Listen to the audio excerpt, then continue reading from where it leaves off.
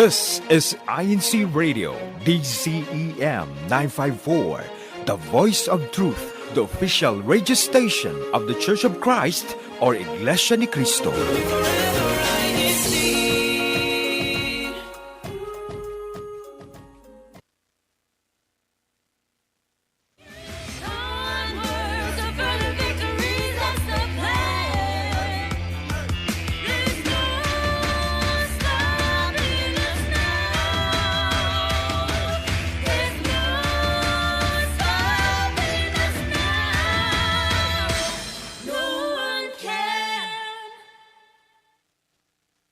Good morning and welcome to INC Radio, Washington, D.C. Satellite Studio. I am your host, Eliza Mojica, with our guest this morning. Hello, I'm David Oria, and I'm from the local of Washington, D.C. Yes, and we are here today to share personal experiences, tips, and honest advice on finding the right opportunity, dealing with rejection, and staying hopeful through the highs and lows of the job search. But before we get started, let's check out our early birds in our chat. So we have Brother Brian Torres, a good morning from Northern Virginia. We have Marvin in the chat. Good morning to all tuning in from the local congregation of Anne Arundel. We have Grace Galarpa in the chat. Brother Josh saying good morning, tuning in from Quantico. Sister Lay, Sister Brother PJ Miranda, Brother Albin, Sister May, Sister and Sister Kimmy and Sister Nathaniel and Sister Michelle. Good morning to everyone in our chat. So, before we get into our main discussion, and let's get our brains working and get into our icebreaker. So, for this one, we will be showing a faded photo with 3 to 4 items combined, and you will then guess the different items in that photo. So, let's check out the first photo that we have. Let us see. Let's see. Okay. Ooh. Let's see if we have David guessing the 4 items in there. There's 4 items. Yeah. You really have to be all up in your screen. I'm like, you can see my pores and stuff. I see a pencil, a pen, and then maybe it's the glare. Is that a brick or whoa? It's like is that like one of those like pencil sharpeners? Yeah. Uh-huh. Oh, is it One like more. office themed? Oh, maybe there's like an eraser. Mhm. It looks like an eraser in there. Okay, maybe Ooh, that's the fourth yes. one. Okay. Yes, those are correct. was like, Okay, let's see the answer. Yes, so oh those are the 4 items. Okay, let's check out the next photo. And we have Sister May. She said pencil, pen, sharpener, and eraser. She got it right as well. Okay, nice. this one. There's 4 items in here as well. Oh man, really like testing my eyes. Um, is that a basket or no, like a trash can? Um, a trash can, a notebook, Mhm. and then what is that? Oh, as a monitor, Uh-huh. and then there's 4. Yeah. Oh no, there's a paper clip right there. Oh, there you go. You saw the hidden items. Yeah, I was like trying to trick me. Okay, let's see who any guesses in the chat. Okay, no, not yet. Brother Brian said pencil case. Close enough, but it was the pencil in that previous one. And Sister May, she said paperclip, monitor, trash can, notebook. Oh, very quick. Sister Michelle, paperclip, monitor, trash can, trash bin, and notebook. Okay, next one. Next photo. Okay, and those are the answers. Next one. Ooh, Oh, okay. This one's a little bit more. there's 4 items in Yeah. this as well. So there's a calculator, the Mhm. glasses. Wait, let me turn my brightness. Oh, clipboard. That a Uh-huh. clipboard. And what? There's some more. Wait, you said There's 2 more? calculator? Calculator, clipboard, glasses, and I don't know. See the other one. Is there like a pen? Oh no. I'll give you a hint. It's at the bottom left. Bottom left. Oh, water bottle. Wow. There you go. Yeah, that was actually pretty difficult because I kind of forgot what the answers were. Okay, let's go to the next one. Oh wait, that was the last one. Okay. Yes. And let's see. We have Sister Kimmy calculator, glasses, clipboard, water bottle. I don't know if it's because we answered it already or because they knew. Okay, so let us get into our main discussion. So we did say that we were going to talk about the job interviews, and we are here with David to share our stories, his story on how his journey was. Okay, so we'd like to know, what do you do for work and how long has it been?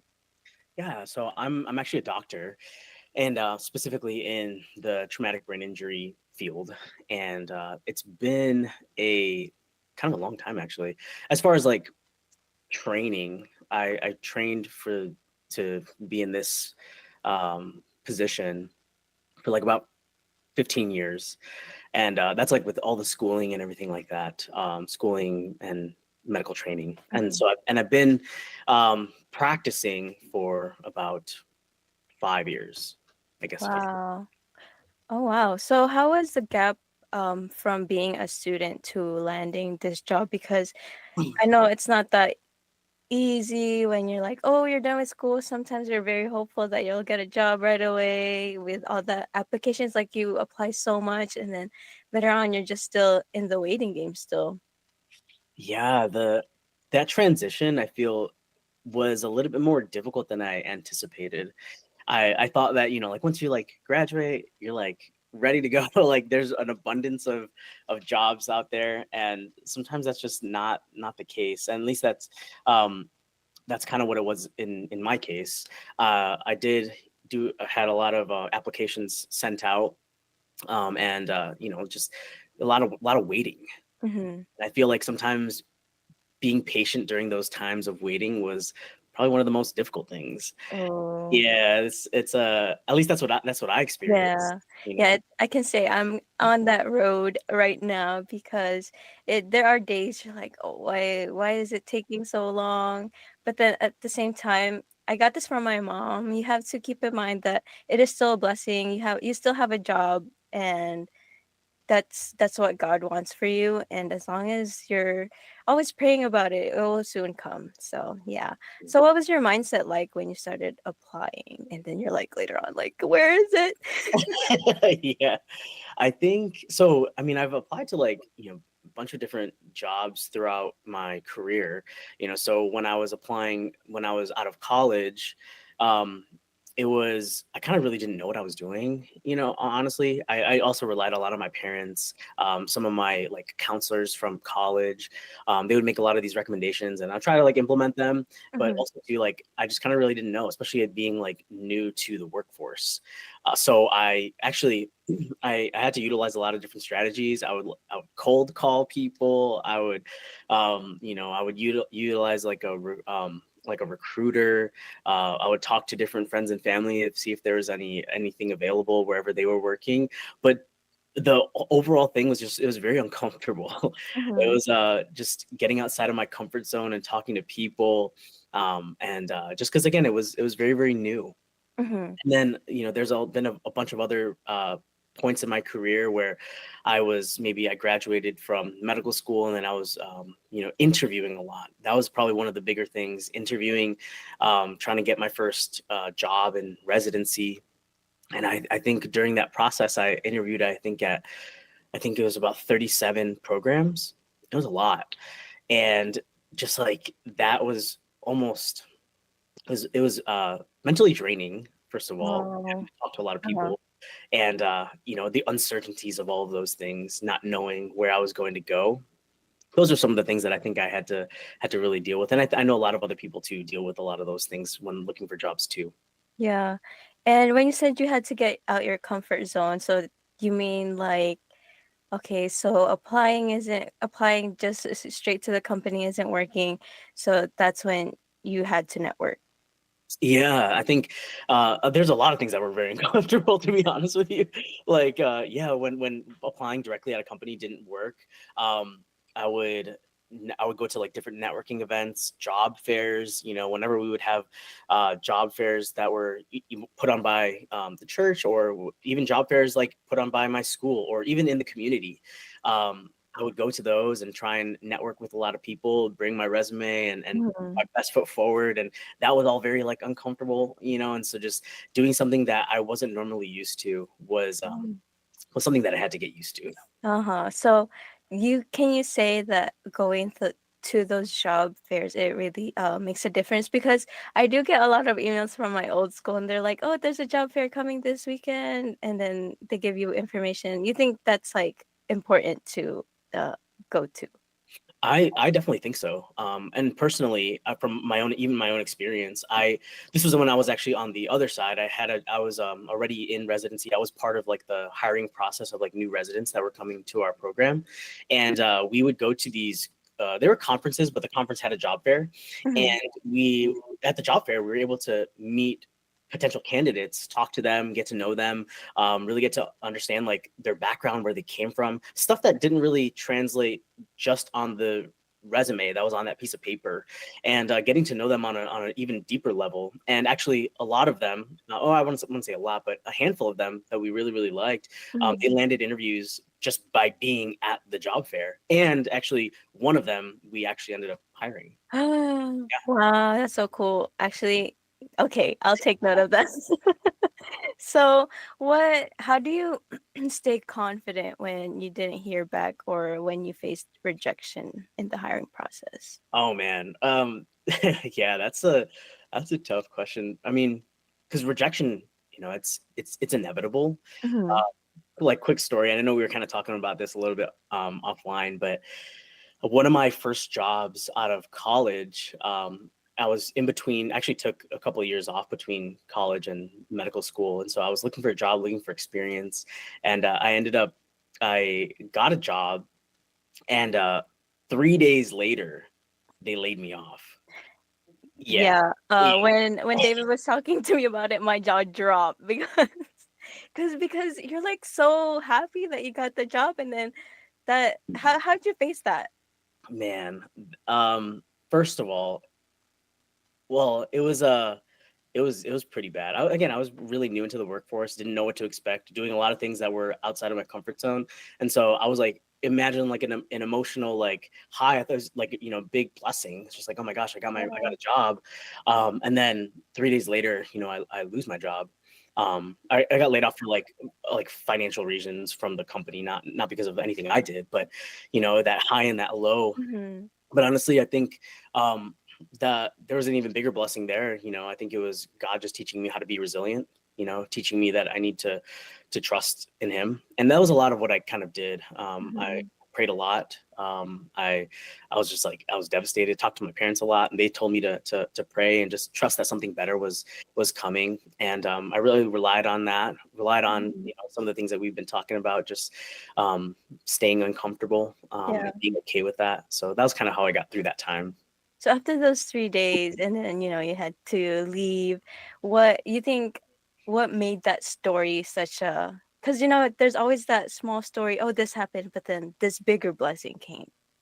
Yeah, I think that, I mean, at that point in time, that was like it was like world crushing. It was just at least mentally, and but then I kept hearing like my parents, or even in the lessons, that we all go through hard things, and I just had to realize that this was like my hard thing that I was going through, but also understanding that you know God's got my back. Yeah.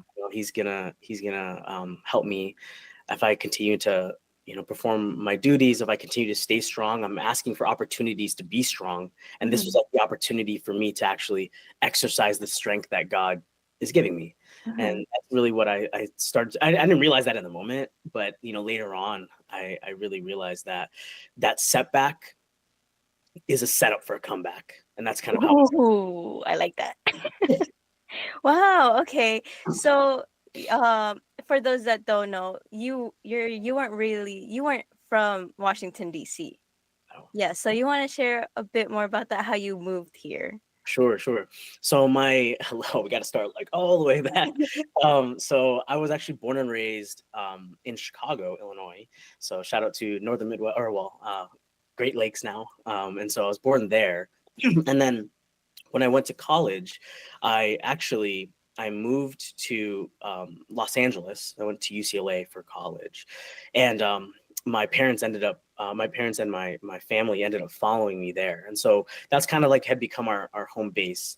And Mhm. so went to college there, and that experience that I told you about, like the job, that happened when I eventually graduated college and was preparing to go to medical school.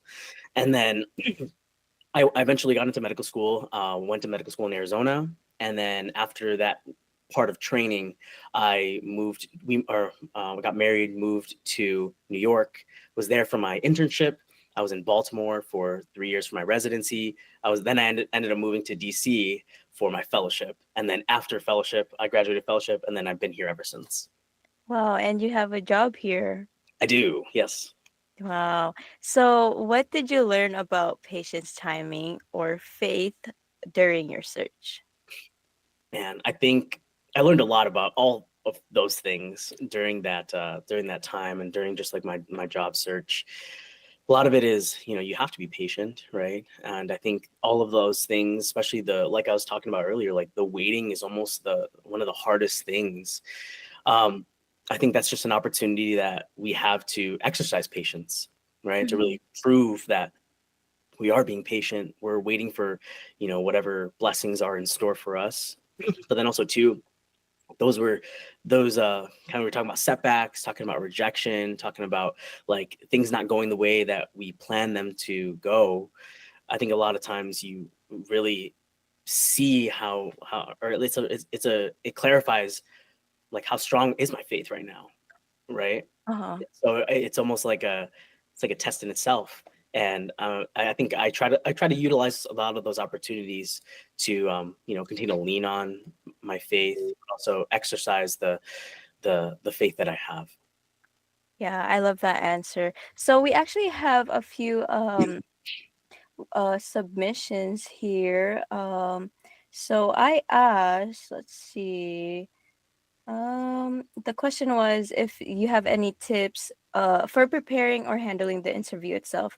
And then we have Sister Darlene. She said, my tip, which has always been super helpful in every interview I've done, is to prepare for unexpected or tough questions. So is there a question that you think people should prepare for when there's an interview coming up? Yeah. Oh man, those like preparing for interviews, first of all, is like really really important. At least I think so. Hmm. And I used to prepare in a lot of different ways. I would have. I remember when I was like first interviewing for jobs, I like would go back and forth with my mom, and like she would ask me questions, and I try to answer them. And then later on, we would talk with some of my like mentors in medicine. Uh-huh. We kind of like do like a mock interview actually for residency. And then I think just so those are ways that I could prepare about like actually being in the interview setting, right? Because sometimes Mhm. it's difficult, and it's different when someone's actually like just peppering you with questions. Yeah. It's just like, oh, it's like nerve wracking. But then also too, kind of like what Darlene had said, preparing for like weird questions. Like actually, a weird question that I got before, I didn't really know how to answer. I'm not going to tell you what I answered, but one of the questions was, is it okay for you to cry in front of your patients? Yeah, someone actually. Oh. And so I was just like that's a kind of a tough question. Or another one was, you get some like weird questions like, if you were a dinosaur, what would you want to be? Like something Oh, like that. yeah. Yeah, I've Uh-huh. actually gotten to both of those questions during interviews. And it's honestly in those moments when it's like a something that's coming out of left field, honestly I think it's just best to be yourself, be Yeah. honest, right? And then kind of tie it back to something that's relevant and like that's a core value of yours. Uh-huh. So I think that's always helpful because then you can answer it, it's playful, it's funny, but then it also comes back to like, what do you stand for? How you are as a person and like your Exactly. confidence. That's so true. Yeah.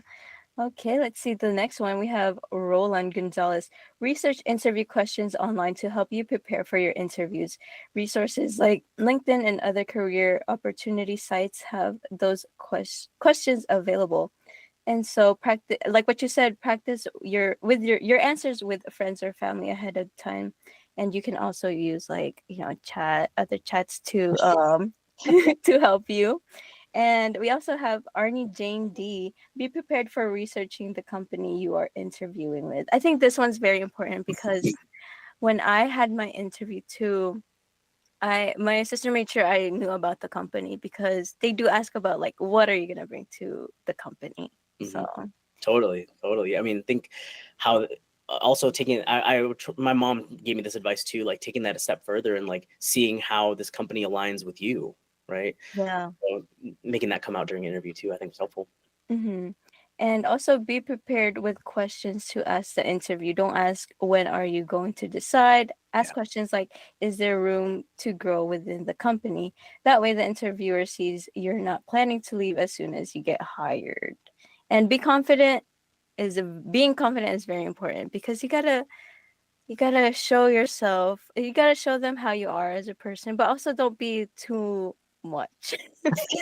Yeah, totally. Yeah. So one last thing, do you have any advice? Like, what would you say to someone who feels stuck or discouraged in their job search right now? Hmm. Yeah, I think there's a handful of advice that I've utilized, when it comes to that. Well, first is, you know, pray a lot, about it, especially if this is something that's super important to you, anything that's like major, like we pray, when I was interviewing for some of these positions, did a devotional prayer at the chapel just because it was that important, Uh-huh. right? Anything important. And then also too, like not just, well, of course, relying on your faith and all of that to God's guidance, but also to reflecting on like things that you can improve about yourself. I Yourself. think is a big aspect of your growth, and also to a big aspect of presenting the best version of you when going on these interviews and when going on like the looking for the right job for you. That's so true. I feel like when it comes to interviews, you can't just go through one. Well, you're lucky enough to go through one. But once you get that and then you get a rejection, you learn from it. You're like, "Oh, what went wrong? What did I say something wrong? Maybe I could change it up a bit, my answers, and maybe I wasn't too confident, like I wasn't confident enough in my answers." So, I feel like it's like a staircase, Yeah, basically. It's like you're taking it step by step and then you're gonna reach your way up there. yeah. So that was a great answer. And do you have any special greetings? Oh, special greeting. This I feel like this is always the hardest part because I like don't want to like forget anyone. Well, okay, I definitely want to say hello to my wife Kimmy and my daughter Rory. And I know that since I shouted out a lot of other people like in a lot of different places, I'm definitely shouting out everyone back in Chicago, everyone in California, in Southern California, and then in Arizona, as well as everyone from that's helped me out through residency in New York, in Baltimore, and then of course Washington D.C. Everyone that's been here holding it down. Thank you so much for joining us in our discussion this morning. And that is a wrap for today's episode. But before we go, we'd like to extend our heartfelt thanks to those that make it all possible. For their unstoppable support, we'd like to thank our INC Radio Washington, D.C. family for supporting our broadcast, especially to Brother Sidney R. Santos, our District Supervising Minister, Brother Richard Soterio, our Assistant District Minister, Brother Ajik Dulay, our District CFO Overseer, Brother Tyler Warden, our District Multimedia Advisor, Brother Emmanuel Andaya, our Executive Producer, and Brother Walitaray, our Station Manager, and our dedicated INC Radio Kuya Text here and in the Philippines. We would like to give our special thanks and greetings to our Brother Angelo Eranio V. Manalo, our Deputy Executive Minister. We would like to give our special thanks to Brother Eduardo V. Manalo, our Executive Minister of the Iglesia Ni Cristo Church of Christ, for allowing us to have programs like today's show here on INC Radio. Thank you for tuning in and spending part of your day with us. If you like today's show, be sure to give us a thumbs up and hit that subscribe button. And next up is New Jersey, INC Radio New Jersey. Until then, catch us again next week here on INC Radio, 10:30 a.m. Eastern Time every Saturday. So, reminder, stay inspired, stay connected, and most of all, stay unstoppable. Bye.